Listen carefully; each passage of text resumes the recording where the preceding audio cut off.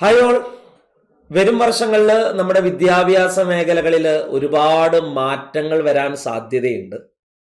അപ്പൊ നിങ്ങളൊരു ടീച്ചിങ് കരിയറിന് വേണ്ടിയിട്ട് തയ്യാറാകുന്ന ആളുകളാണെങ്കിൽ അതിൻ്റെ ആദ്യപടി എന്നുള്ള നിലയിൽ ഒരു ക്വാളിഫയിങ് എക്സാമിനേഷൻ പാസ്സാവേണ്ടതുണ്ട് എന്നുള്ള കാര്യം നിങ്ങൾക്കറിയാം. ഞാൻ കേട്ടറ്റിനെ കുറിച്ചാണ് പറഞ്ഞു വരുന്നത്.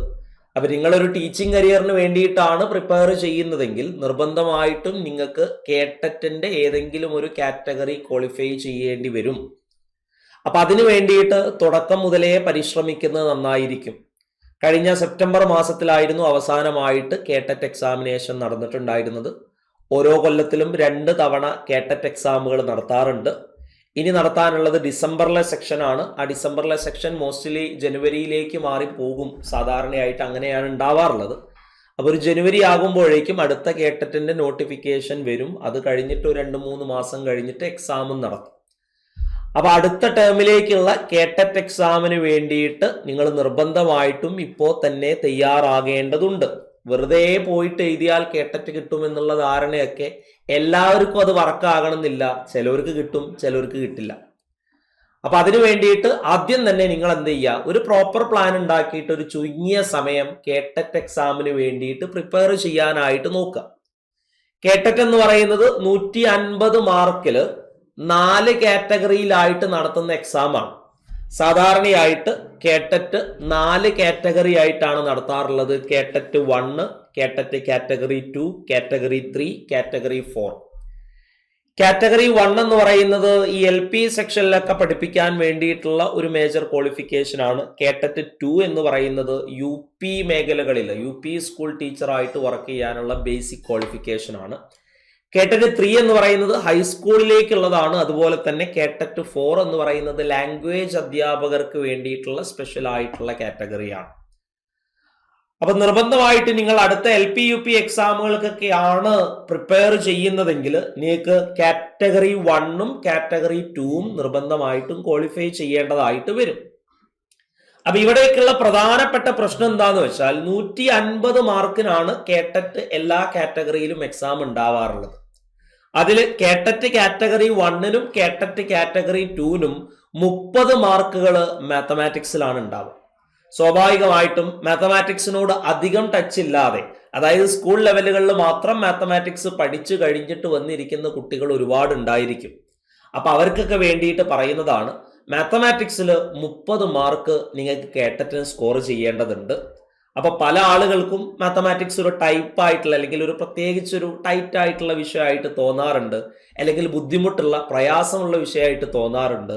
അത് അതിന്റെ തിയറി ബേസ്ഡ് ആയിട്ട് പഠിച്ചു പോകുന്ന സമയത്ത് ഉണ്ടാകുന്ന ബുദ്ധിമുട്ടുകളൊക്കെയാണ്. പക്ഷെ ഒരു മൾട്ടിപ്പിൾ ചോയ്സ് ക്വസ്റ്റ്യൻ വരുന്ന സമയത്ത്, അല്ലെങ്കിൽ ഒരു MCQ ക്വസ്റ്റ്യൻ, ഒരു കോമ്പറ്റേറ്റീവ് എക്സാമിന് മാത്തമാറ്റിക്സിനെ സമീപിക്കുന്ന സമയത്ത് വലിയ ബുദ്ധിമുട്ടുകളൊന്നും ഉണ്ടാവില്ല. എളുപ്പത്തിൽ നിങ്ങൾക്ക് ചെയ്യാൻ പറ്റാവുന്ന രീതിയിലുള്ള ചോദ്യങ്ങളൊക്കെ തന്നെ ഉണ്ടാകാറുള്ളൂ. അപ്പൊ എങ്ങനെയാണ് കേട്ടറ്റ് എക്സാം എഴുതുന്നവര് മാത്തമാറ്റിക്സിനെ അപ്രോച്ച് ചെയ്യേണ്ടത് എന്നുള്ള കാര്യം ഞാൻ പറയാം. നിങ്ങൾ എപ്പോഴും ഏതൊരു കോമ്പറ്റേറ്റീവ് എക്സാമിനാണെങ്കിലും ക്വാളിഫൈ എക്സാമിനേഷനാണെങ്കിലും നിങ്ങൾക്ക് ടൈറ്റ് ആയിട്ടുള്ള സബ്ജക്റ്റിന് നിങ്ങൾ കൂടുതൽ സമയം പ്രിഫർ ചെയ്ത് കൊടുക്കണം. അത് നിർബന്ധം. അപ്പൊ എങ്ങനെയാണ് നമ്മൾ മാത്തമാറ്റിക്സിന്റെ അപ്രോച്ച് പിടിക്കേണ്ടത്? ഞാനൊരു ചെറിയ ടോപ്പിക് എടുത്തിട്ട് പറഞ്ഞു തരാം ഏകദേശം ഏത് ടൈപ്പിലാണ് നമ്മൾ കൊണ്ടുപോകേണ്ടത്. മാത്തമാറ്റിക്സിന്റെ സിലബസിൽ K2 വന്നിട്ടുള്ള ഒരു ടോപ്പിക്കാണ് അംശബന്ധവും അനുപാതവും. ഞാൻ വീണ്ടും പറയുന്നു, ഏതൊരു ടോപ്പിക് പഠിക്കുന്നതിന് മുമ്പേ അതിന്റെ സിലബസിൽ എന്താണ് പറഞ്ഞത് എന്ന് വ്യക്തമായിട്ട് വായിച്ചു നോക്കിയിട്ട് വേണം ടോപ്പിക്കുകളിലേക്ക് നിങ്ങൾ കടക്കാനായിട്ട്. K2ന്റെ സിലബസിൽ റേഷ്യോ ആൻഡ് പ്രൊപ്പോർഷനെ ബേസ് ചെയ്ത് പറയുന്ന സിലബസ് ആണ് ഇവിടെ കൊടുത്തിരിക്കുന്നത്. ഇത്രയും കാര്യങ്ങളാണ് നിങ്ങൾക്ക് K2 മാത്തമാറ്റിക്സിൽ റേഷ്യോ ആൻഡ് പ്രൊപ്പോർഷൻ, അംശബന്ധവും അനുപാതവുമായി ബന്ധപ്പെട്ടിട്ട് പഠിക്കാനുള്ളത്. ഇനി ഇതിലെ ചോദ്യങ്ങൾ എങ്ങനെ അറ്റൻഡ് ചെയ്യാം എന്നുള്ള കാര്യം ഞാൻ ജസ്റ്റ് ഒന്ന് പറയാം, ശ്രദ്ധിച്ചു. എന്താണ് അംശബന്ധം എന്ന് പറഞ്ഞാൽ? അത് ആദ്യം പറയാം. അംശബന്ധം എന്ന് പറഞ്ഞാൽ 2 അളവുകൾ തമ്മിൽ സൂചിപ്പിക്കുന്ന ഏറ്റവും ചെറിയ ബന്ധത്തെയാണ് നമ്മൾ അംശബന്ധം എന്ന് വിളിക്കുക. അതിന്റെ അംശത്തിലുള്ള ബന്ധം. ഒരു എക്സാമ്പിൾ ആയിട്ട് പറയുകയാണെങ്കിൽ, ഒരു ക്ലാസ്സിൽ 20 ആൺകുട്ടികൾ ഉണ്ടെന്ന് വിചാരിക്കാം. ഒരു ക്ലാസ്സിൽ 20 ആൺകുട്ടികളുണ്ട്. അതുപോലെ തന്നെ പെൺകുട്ടികൾ ഒരു 40 എണ്ണം ഉണ്ട്. അങ്ങനെയാണെങ്കിൽ ഈ ക്ലാസ്സിലെ ആൺകുട്ടികളും പെൺകുട്ടികളും തമ്മിലുള്ള ബന്ധം നമുക്ക് എങ്ങനെ പറയാം? 20 ആൺകുട്ടികൾക്ക് 40 പെൺകുട്ടികൾ. അപ്പൊ 10 ആൺകുട്ടികളാണെങ്കിൽ അവർക്ക് എത്ര പെൺകുട്ടികളായിരിക്കും ഉണ്ടായിരിക്കുക? 20 പെൺകുട്ടികൾ. 5 ആൺകുട്ടികളാണെങ്കിൽ അവർക്ക് 10 പെൺകുട്ടികൾ. ഏറ്റവും ചുരുങ്ങിയ രൂപത്തിൽ, ഏറ്റവും ചെറിയ രൂപത്തിൽ ആ ബന്ധം എങ്ങനെ പറയാം? ഒരാൺകുട്ടിക്ക് അതിന്റെ ഇരട്ടി പെൺകുട്ടി 2. ഇതിനെയാണ് നമ്മൾ അംശബന്ധം എന്ന് വിളിക്കുക. 2 അളവുകൾ തമ്മിലുള്ള ഏറ്റവും ചെറിയ ബന്ധം. ഇപ്പൊ ഈ ക്ലാസ്സിലെ ബോയ്സിന്റെ എണ്ണം 20ഉം ഗേൾസിന്റെ എണ്ണം 40. അവിടെ നിന്ന് തന്നെ ബന്ധം നമുക്ക് മനസ്സിലായി. ബോയ്സിന്റെ എണ്ണത്തിന്റെ ഇരട്ടിയാണ് ഗേൾസിന്റെ എണ്ണം. ഇത് ഏറ്റവും ചെറിയ രീതിയിൽ പറയുന്നതിനെയാണ് നമ്മൾ അംശബന്ധം എന്ന് വിളിക്കുക. അതായത് ഒരു ബോയ്ക്ക് 2 ഗേൾ ഉണ്ട്. ഇതിനെയാണ് അംശബന്ധം എന്ന് വിളിക്കുക. അംശബന്ധം നൊട്ടേറ്റ് ചെയ്യാനായിട്ട് നമ്മൾ സൂചിപ്പിക്കുക, ഒരു 2 കുത്തിട്ട് വെക്കും. എന്താ കണ്ടോ, ഇങ്ങനെ 2 പോയിന്റുകൾ ഇട്ട് വയ്ക്കും. ഇത് വായിക്കുക 1:2 ആ. അപ്പൊ ഈ ക്ലാസ്സിലെ ബോയ്സും ഗേൾസും തമ്മിലുള്ള റേഷ്യോ അംശബന്ധം എത്രയാ? 1:2 ആണ്. അപ്പൊ നിങ്ങൾക്ക് ഇങ്ങനെയാ തരിക, ബോയ്സും ഗേൾസും തമ്മിലുള്ള അംശബന്ധം 1:2 ആണ് എന്ന് പറഞ്ഞാൽ അതിനർത്ഥം ബോയ്സ് 1 എണ്ണമെന്നും ഗേൾസ് 2 കുട്ടികളാണെന്നാണോ? അല്ല. ബോയ്സും ഗേൾസും തമ്മിലുള്ള അംശബന്ധം 1:2 എന്ന് തന്നാൽ അതിനർത്ഥം ബോയ്സിന്റെ എണ്ണം 1 എന്നും ഗേൾസിന്റെ എണ്ണം 2 എന്നും അല്ല. ബോയ്സിന്റെ എണ്ണവും ഗേൾസിന്റെ എണ്ണവും ഈ 1നോടും 2നോടും ഏതോ ഒരു കോമൺ നമ്പർ മൾട്ടിപ്ലൈ ചെയ്തതായിരിക്കും. അതായത് 1x ഉം 2x ഒക്കെ ആയിരിക്കും. അതൊക്കെയാണ് റേഷ്യോന്റെ ഐഡിയ. പക്ഷെ നമുക്ക് ഐഡിയ ഒന്നും ഇല്ലാതെ തന്നെ ചെയ്യാൻ പറ്റും. നമുക്കത് ചെയ്യാം. ചോദ്യങ്ങളിലേക്ക് വരാം. ഒന്നാമത്തെ ചോദ്യം, 2 സംഖ്യകളുടെ അംശബന്ധം 5:4 ആണ്. അവകളുടെ തുക 27 ആയാൽ ചെറിയ സംഖ്യ ഏതാന്നാണ് ചോദിച്ചിട്ടുള്ളത്. അപ്പൊ തുടങ്ങാം ഒന്നും കൂടെ. 2 സംഖ്യകളുടെ അംശബന്ധം 5:4 ആണ്. അവകളുടെ തുക 27 ആണെങ്കിൽ ചെറിയ സംഖ്യ ഏതാ? ഇത് എക്സാക്ട് ആയിട്ടുള്ള രീതിയിൽ, അതായത് മാത്തമാറ്റിക്സിനെ കുറിച്ച് ബേസിക് ഐഡിയാസ് മാത്രമുള്ള ആളുകളാണെങ്കിൽ ഇതെങ്ങനെയാ ചെയ്യുക എന്നുള്ള കാര്യം ഞാൻ പറഞ്ഞുതരാം. അതിന്റെ ഒറിജിനൽ മെത്തേഡ് ഞാൻ ആദ്യം പറയാം. 2 സംഖ്യകൾ എ എടുത്തു, ബി എടുത്തു. എയും ബിയും തമ്മിലുള്ള അംശബന്ധം 5:4 ആണെന്ന് പറഞ്ഞിട്ടുണ്ട്. ഈ എന്റെയും ബിന്റെയും തുക 27 ആണെന്നും പറഞ്ഞിട്ടുണ്ട്. അപ്പൊ ചെറിയ സംഖ്യ എത്രയാന്നാണ് ചോദ്യം. സിമ്പിൾ ആണ് ചെയ്യാൻ, വലിയ ബുദ്ധിമുട്ടൊന്നുമില്ല. എയും ബിയും തമ്മിലുള്ള അംശബന്ധം 5:4 ആണെങ്കിൽ എ 5 ബി 4 എന്നാണ് എഴുതി വെക്കുക.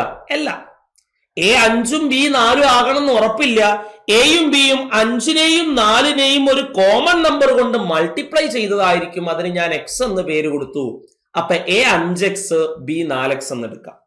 ഇനി നമ്മളോട് പറഞ്ഞിട്ടുണ്ട് ഇവരുടെ തുക 27 ആണെന്ന് പറഞ്ഞിട്ടുണ്ട്. എ എന്ന് പറഞ്ഞാൽ 5x, ബി എന്ന് പറഞ്ഞാൽ 4x. അത് കൂട്ടിയ 27 കിട്ടും എന്ന് പറഞ്ഞിട്ടുണ്ട്. 5x-ഉം 4x-ഉം കൂട്ടിയ 9x. അപ്പൊ 9x സമം 27. x സമം 27 ഹരിക്കണം 9. 27-ല് എത്ര 9 ആണ് ഉള്ളത്? 27-ല് 3 9 ആണുള്ളത്. അപ്പൊ x 3. x 3 ആണെങ്കിൽ എ എന്ന് പറയുന്ന സംഖ്യ എന്താ? 5x. 5 × 3 15. ബി എന്ന് പറയുന്ന സംഖ്യ 4x. 4 × 3 12. കൂട്ടത്തിൽ ചെറിയ സംഖ്യ ആരാന്ന് ചോദിച്ചു. ആരാ? 12. Option A is the right answer. ഇതാണ് ആ ചോദ്യം ചെയ്യാനുള്ള എക്സാക്ട് മെത്തേഡ്. പക്ഷെ നിങ്ങൾക്ക് തന്നെ അറിയാം, അത്തരത്തിലുള്ള ഒരു എക്സാക്ട് മെത്തേഡ് ഉപയോഗിച്ചാൽ ചോദ്യം ചെയ്യാനായിട്ട് ഒരുപാട് സമയനഷ്ടം ഉണ്ടാവും. അപ്പൊ നമ്മൾ ഈ രീതിയിലല്ല ചെയ്യുക. ഈ രീതിയിൽ ചെയ്താൽ നമുക്ക് ഉത്തരത്തിലേക്ക് എത്താനായിട്ട് ബുദ്ധിമുട്ടാണ്. ഒരുപാട് സമയത്തിന്റെ ചെലവ് വരും. അപ്പൊ ഇത് എളുപ്പത്തിൽ എങ്ങനെ ചെയ്യാം എന്നുള്ള കാര്യം ഞാൻ പറഞ്ഞുതരാം. ജസ്റ്റ് ഒന്ന് ശ്രദ്ധിക്കാം. 2 സംഖ്യകൾ ഉണ്ടെന്ന് പറഞ്ഞു. എയും ഉണ്ട്, ബിയും ഉണ്ട്. പിന്നെ പറഞ്ഞത് ഈ സംഖ്യകളുടെ തുക എത്രയാന്ന് പറഞ്ഞിട്ടുണ്ട്. ഈ സംഖ്യകളുടെ തുക 27 ആണെന്ന് പറഞ്ഞിട്ടുണ്ട്. എയും ബിയും തമ്മിലുള്ള അംശബന്ധം 5:4 എന്ന് പറഞ്ഞാൽ അതിനർത്ഥം എ 5 ഭാഗമെന്നും ബി 4 ഭാഗമെന്നും ഇവരുടെ തുക 9 ഭാഗമെന്നും അർത്ഥം. 5 4 കൂട്ടിയ 9 അല്ലേ? ആ 9 ഭാഗം 27 ആണെന്ന് തന്നിട്ടുണ്ട്. ചെറിയ സംഖ്യ ചോദിക്കുകയാണെങ്കിൽ 4 ഭാഗം എത്രയാന്ന് കണ്ടാ മതി. എങ്ങനെയാ കാണുക? സിമ്പിളാ. 9നെ എന്തുകൊണ്ട് ഗുണിച്ചാലാണ് 27 കിട്ടുക എന്ന് നോക്കുക. 9നെ 3 കൊണ്ട് ഗുണിച്ചാലാണ് 27. അപ്പൊ നിങ്ങൾ 4നെ 3 കൊണ്ട് ഗുണിച്ചാൽ ഇവിടുത്തെ ഉത്തരം കിട്ടും 12. Option A is the right answer. ഇതാണ് വേ. മനസ്സിലായോ? ഒന്നുകൂടെ പറയാം, ജസ്റ്റ് ഒന്ന് ശ്രദ്ധിക്കുക. എ ഉണ്ട്, ഒരു സംഖ്യ എ ഉണ്ട്, മറ്റൊരു സംഖ്യ ബി ഉണ്ട്. അവരുടെ തുക തന്നിട്ടുണ്ട് 27. എയും ബിയും തമ്മിലുള്ള അംശബന്ധം 5:4 അപ്പൊ എ 5 ഭാഗം, ബി 4 ഭാഗം. അവരുടെ തുക 5ഉം 4ഉം കൂട്ടിയ 9 ഭാഗം. ആ 9 ഭാഗം 27 ആണെന്ന് ചോദ്യത്തിൽ തന്നിട്ടുണ്ട്. നമ്മളോട് ചോദിച്ചത് ചെറിയ സംഖ്യ, അതായത് 4 ഭാഗം എത്രയാന്ന് കാണണം. എങ്ങനെയാ കാണുക? ആലോചിക്ക്. 9നെ എന്തുകൊണ്ട് ഗുണിച്ചാൽ 27 കിട്ടുക? 3 കൊണ്ട് ഗുണിച്ചാല. അപ്പൊ 4നെ 3 കൊണ്ട് ഗുണിച്ചാൽ നിങ്ങളുടെ ഉത്തരം കിട്ടും 12. ഈ രീതി ചെയ്താൽ മതി, എളുപ്പത്തിൽ ഉത്തരം കിട്ടും. ഒന്നും കൂടെ ചെയ്യാം. 2 സംഖ്യകളുടെ അംശബന്ധം 2:3 ആണ്. അവകളുടെ തുക 50 ആണെങ്കിൽ വലിയ സംഖ്യ ഏതാ? അപ്പൊ 2 സംഖ്യ എ ഉണ്ട്, ബി ഉണ്ട്. അവരുടെ തുക തന്നിട്ടുണ്ട് 50 ആണ്. വലിയ സംഖ്യ ആരാന്ന് കണ്ടെത്തണം. എ 2 ഭാഗമാണ്, ബി 3 ഭാഗമാണ്. അവരുടെ തുക 2ഉം 3ഉം കൂട്ടിയാൽ 5 ഭാഗമാണ്. ആ 5 ഭാഗം 50 ആന്ന് ചോദ്യത്തിൽ പറഞ്ഞിട്ടുണ്ട്. വലിയ സംഖ്യ ആരാന്ന് ചോദിച്ചു. വലിയ സംഖ്യ എന്ന് പറഞ്ഞാൽ 3 ഭാഗം എത്രയാന്ന് കാണണം. സിമ്പിൾ അല്ലേ? 5നെ എത്ര കൊണ്ട് ഗുണിച്ചാൽ 50 കിട്ടുക നോക്കുക? 10 കൊണ്ട് ഗുണിച്ചാല. അപ്പൊ 3നെ 10 കൊണ്ട് ഗുണിച്ചാൽ ഇവിടുത്തെ ഉത്തരം കിട്ടും 30. Option B is the right answer. എളുപ്പല്ലേ? അടുത്ത ചോദ്യം. 3 സഹോദരന്മാരുടെ വയസ്സുകൾ 3:5:7 എന്ന അംശബന്ധത്തിലാണ്. അവരുടെ ആകെ പ്രായം 90 ആണെങ്കിൽ ഇളയ സഹോദരന്റെ പ്രായം എത്ര? അപ്പൊ 3 സഹോദരന്മാരുണ്ട്, എ ഉണ്ട്, ബി ഉണ്ട്, സി ഉണ്ട്. അവരുടെ ആകെ പ്രായം തന്നിട്ടുണ്ട് 90. നമ്മളോട് ചോദിച്ചു ഇളയ സഹോദരന്റെ പ്രായം എത്ര? ചെയ്തു നോക്കാം. എ 3 ഭാഗം, ബി 5 ഭാഗം, സി 7 ഭാഗം. ടോട്ടൽ 7ഉം 3ഉം 10ഉം 5ഉം 15 ഭാഗമാണ് ആകെ കിട്ടുക. ഈ 15 ഭാഗം 90 ആണ് എന്ന് ചോദ്യത്തിൽ പറഞ്ഞിട്ടുണ്ട്. അങ്ങനെയാണെങ്കിൽ ഇളയ സഹോദരന്റെ വയസ്സ് ചോദിച്ചാൽ 3 ഭാഗം എത്രയാന്ന് കാണണം. അപ്പൊ ആലോചിക്കുക, 15നെ എന്തുകൊണ്ട് ഗുണിച്ചാലാണ് 90 കിട്ടുക? 15നെ 6 കൊണ്ട് ഗുണിച്ചാലാണ് 90 കിട്ടുക. അപ്പൊ 3നെ 6 കൊണ്ട് ഗുണിച്ചാൽ ഇവിടുത്തെ ഉത്തരം കിട്ടും 18. അപ്പൊ ഇളയ സഹോദരന്റെ പ്രായം എത്രയാ? 18 എന്ന് കിട്ടുന്നുണ്ട്. ഇതാണ് പരിപാടി. ഈ രീതിയിലാണ് ഇത് ചെയ്യുക. റെഡിയല്ലേ? അടുത്ത ചോദ്യം നോക്കണേ, ശരിക്കും ശ്രദ്ധിച്ചോ. എങ്ങനെയാണ് ഈ ചോദ്യങ്ങൾ ചെയ്യുക എന്നുള്ളൊരു ധാരണ ഉണ്ടായാൽ മതി. അടുത്തത്, ഒരു രേഖീയ ജോഡിയിലെ കോണുകൾ 4:5 എന്ന അംശബന്ധത്തിലായാൽ ചെറിയ കോണിന്റെ അളവെത്ര? അതിനാദ്യം രേഖീയ ജോഡി എന്താന്ന് മനസ്സിലാക്കണം. ഒരു വരയിൽ ഉണ്ടാകുന്ന ഒരു ജോഡി കോണുകളെയാണ് നമ്മൾ രേഖീയ ജോഡികൾ എന്ന് വിളിക്കുക. നോക്ക്, ഇവിടെ ഒരു വര വരച്ചിട്ടുണ്ട്. അതിന്റെ മുകളിലൂടെ ഞാൻ മറ്റൊരു വര വരച്ചു. ഇവിടെ നിങ്ങൾക്ക് 2 കോണുകൾ കാണാൻ പറ്റുന്നുണ്ടല്ലോ, ഒരു ബ്ലാക്ക് കളറിലും ബ്ലൂ കളറിലും ഉള്ള. ഇങ്ങനെ ഒരു വരയിൽ ഉണ്ടാകുന്ന ഒരു ജോഡി കോണുകളെയാണ് നമ്മൾ രേഖീയ ജോഡികൾ എന്ന് വിളിക്കുക. രേഖീയ ജോഡികൾക്ക് ഒരു പ്രത്യേകതയുണ്ട്. ഈ കോൺ എക്സും ഈ കോൺ വൈയും ആണെങ്കിൽ എക്സും വൈയും കൂട്ടിയ 180 ഡിഗ്രിയാണ്. അതായത് രേഖീയ ജോഡികളുടെ തുക 180 ആയിരിക്കും. ഈ ആശയം അറിഞ്ഞാലേ ചോദ്യം ചെയ്യാൻ പറ്റുള്ളൂ. ഒന്നും കൂടെ, ഒരു രേഖീയ ജോഡിയിലെ കോണുകൾ 4:5 എന്ന അംശബന്ധത്തിലായാൽ ചെറിയ കോണിന്റെ അളവ് എത്രയാന്ന് ചോദിച്ചു. മനസ്സിലാക്കുക, രേഖീയ ജോഡി എന്ന് പറഞ്ഞാൽ ഒരു വരയിൽ ഉണ്ടാകുന്ന ഒരു ജോഡി കോണുകളാണ്. ആ ജോഡി കോണുകൾ കൂട്ടിയാൽ 180 ഡിഗ്രി കിട്ടും. രേഖീയ ജോഡികളുടെ തുക 180 ആണ് എന്നുള്ള ആശയം കയ്യിലുണ്ടെങ്കിൽ ഈ ചോദ്യം ചെയ്യാൻ പറ്റുള്ളൂ. ഇനി ചോദ്യത്തിലേക്ക് വരാം. എ ബി എന്ന് പറയുന്ന 2 ഉണ്ട്. ഒരു രേഖീയ ജോഡിയിലെ 2 കോണുകളാണ് എയും ബിയും. നമുക്കറിയാം രേഖീയ ജോഡിയിലെ കോണുകളുടെ തുക എന്ന് പറഞ്ഞാൽ 180 ഡിഗ്രിയാണ്. എ 4 ഭാഗമാണ്, ബി 5 ഭാഗമാണ്.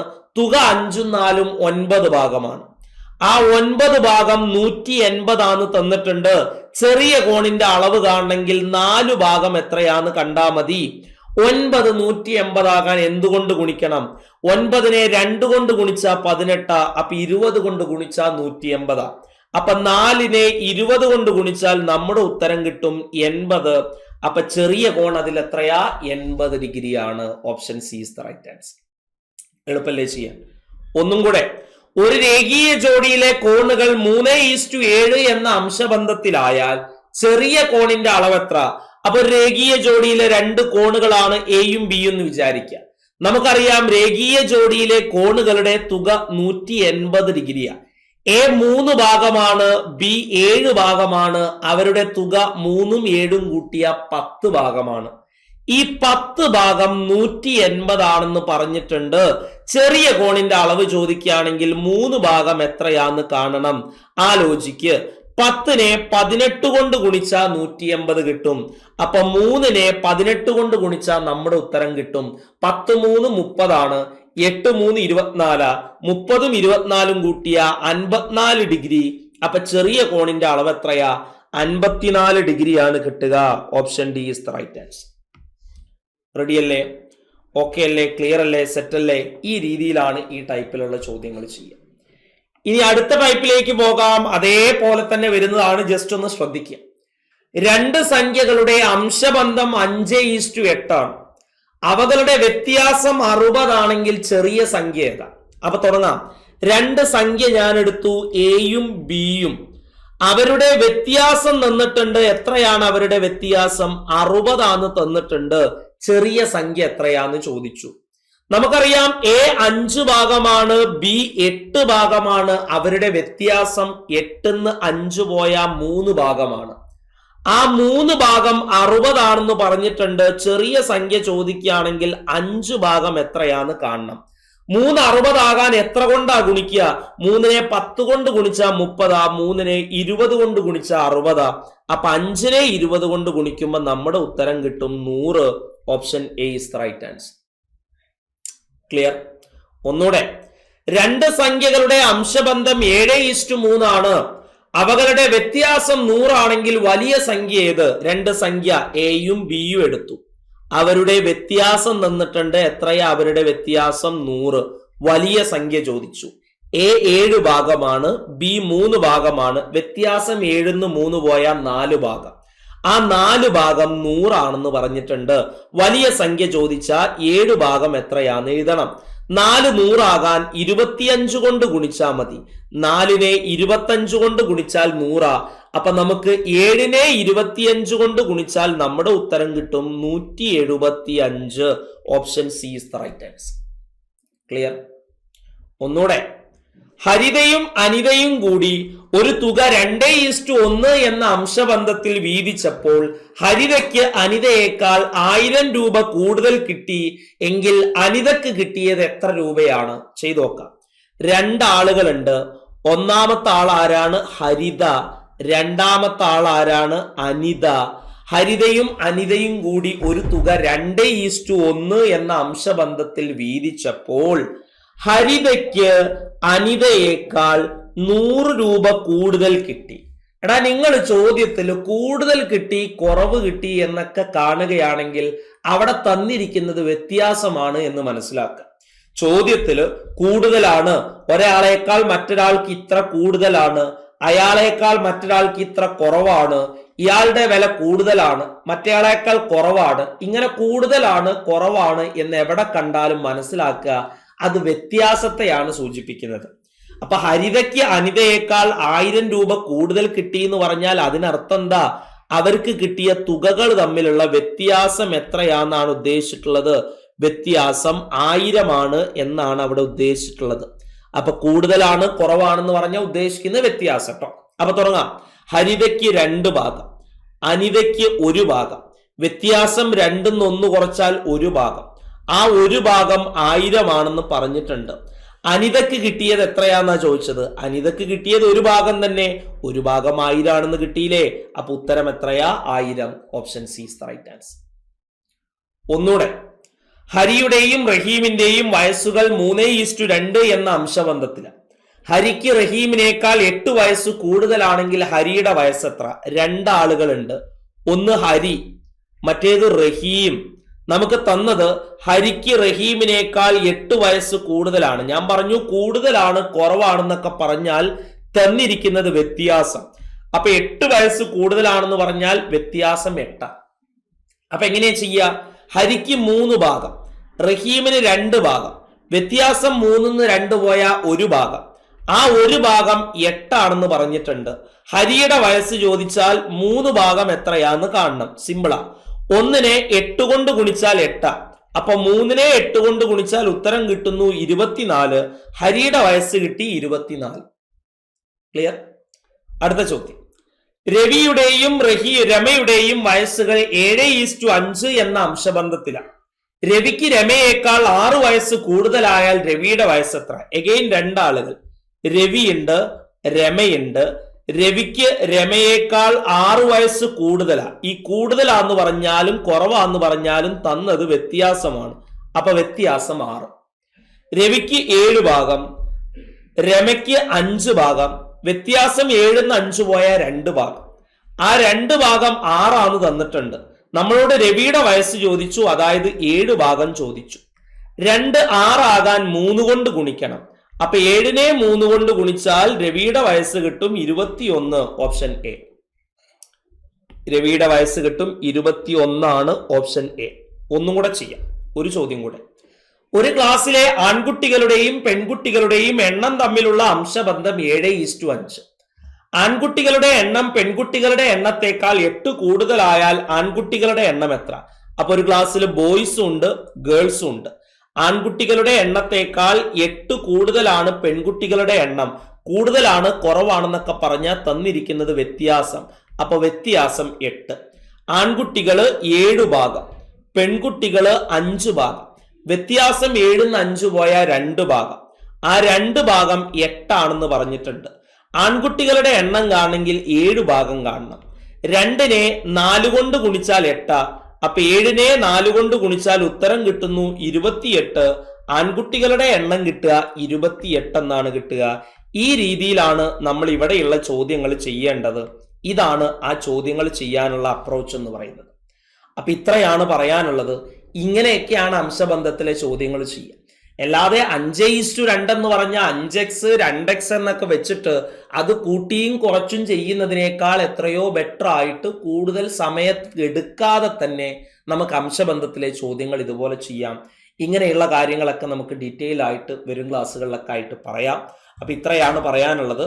അതിനു മുമ്പായിട്ട് നമുക്ക് സൈലം BSc അല്ലെങ്കിൽ സൈലം ടീച്ചിങ് എക്സാമിൽ കേട്ടറ്റിന്റെ കുറച്ച് പുതിയ ബാച്ചുകൾ ആരംഭിച്ചിട്ടുണ്ട്.